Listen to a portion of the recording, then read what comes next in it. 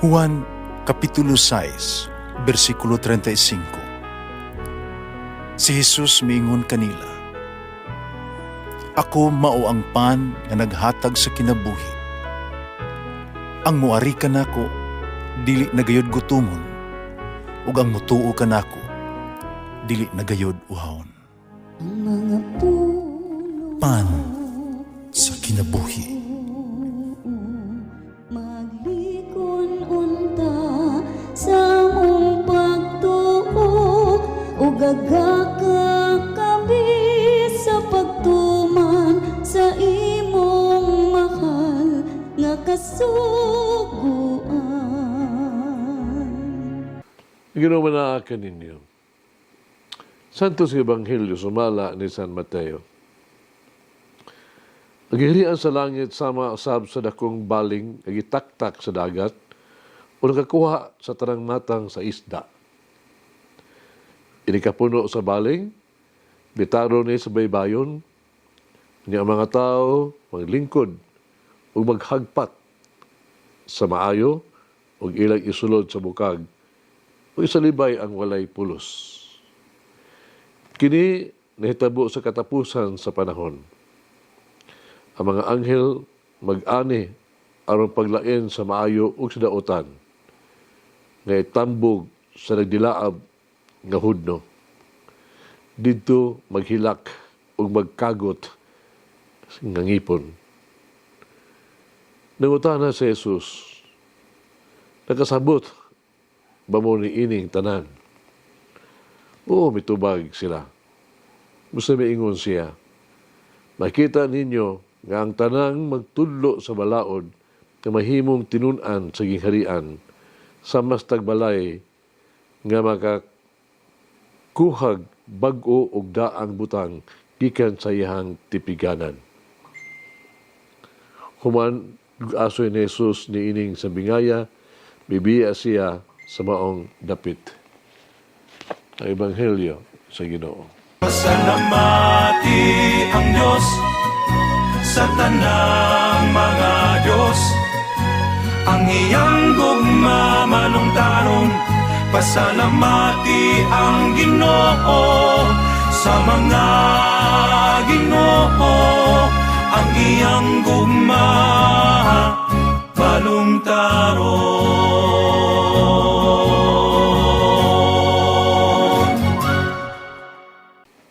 Ang Ebanghelyo karong adlaw usa ka kasiguruan ug usa sa kapakasidaan. Usa ka siguruan nga ang Dios wala gyud pagpinig. Wala usa nga dili maapil sa iyang mahigugmaon kaing plano. Siya mitawag ka natong tanan. Gidawat niya kitang tanan. Ug ang Dios bukas sa tanan. Kamagabi-abi sa tanan. Usa dunay kanunay pagsalig gikan sa Dios nga dili kita gyud niya biyaan. Dili kita niya kalimtan ug anaa sa kanunay sa atong kinabuhi. Ang pukot nga gilabay ngadto sa dagat nga nagtigom sa tanang matang sa isda napakita sa gitawtog universal nga kaubuton sa Dios sa pangluwas. Gusto niya nga ang tanan magkauban niya. Magig-uban niya sa langit.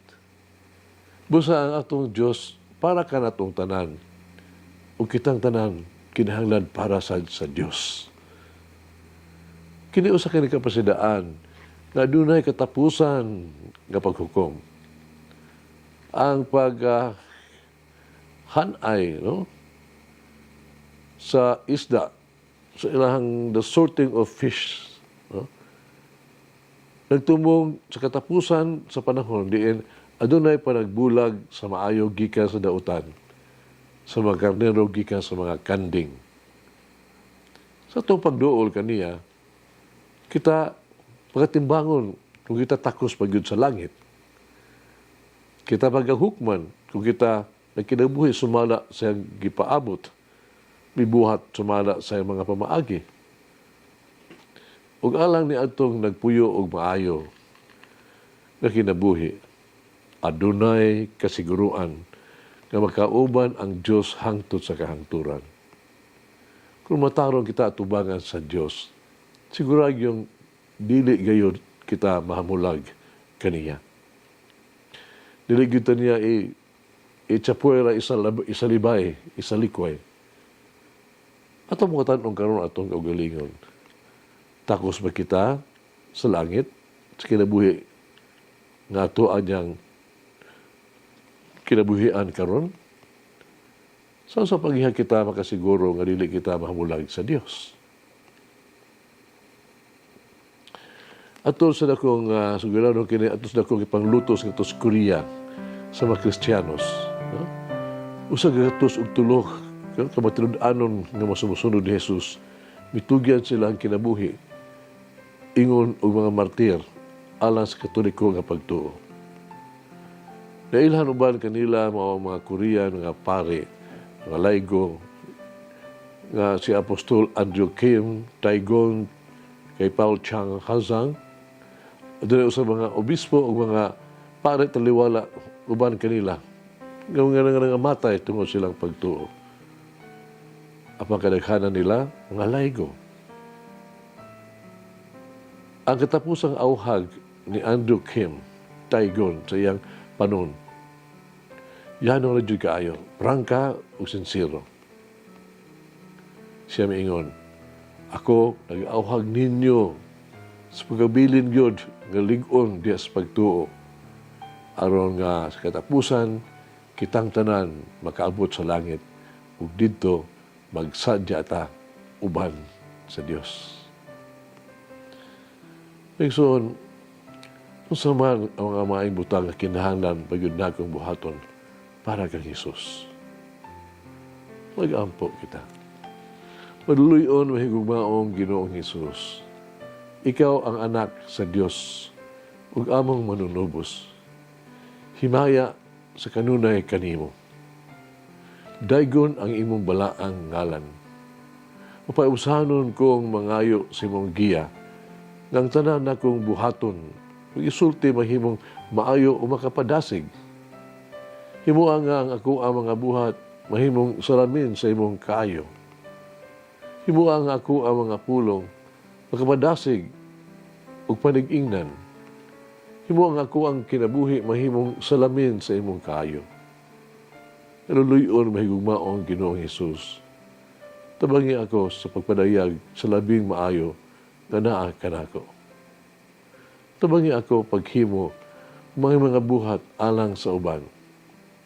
Tabangi ako sa paghatag kung unsa nga puslanon alang sa uban.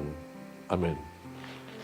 Mama Mary, give me the patience as the Lord forms me in His likeness. Mula ng Diyos magagahom sa tanan, Amahan, Anak, ug Espiritu Santo. Amen.